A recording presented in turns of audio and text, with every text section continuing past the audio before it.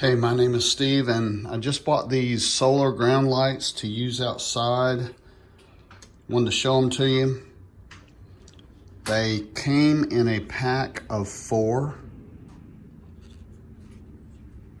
On the back right here, they have an on and off button. So you set that button, you turn them on before you actually place these in your yard.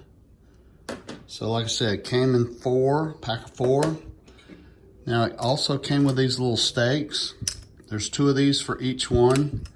And when you install these on the lights, looks like this. So the pointy end will go into the ground.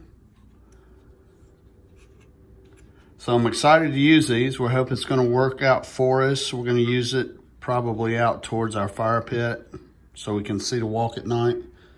So I'll get some nighttime footage and also put that in the video, and we'll see how these things work. Okay, it's gotten dark now. I've let these charge in the sunlight for a little while, and I've got my light on them, but I want you to see the LEDs. I'm gonna hit the on button on the underside, and these things work pretty dang awesome. Pretty happy with them. So yeah, off, on, pretty bright actually. So let me get a couple of these stuck in the ground. So here are the lights as I approach them in the dark.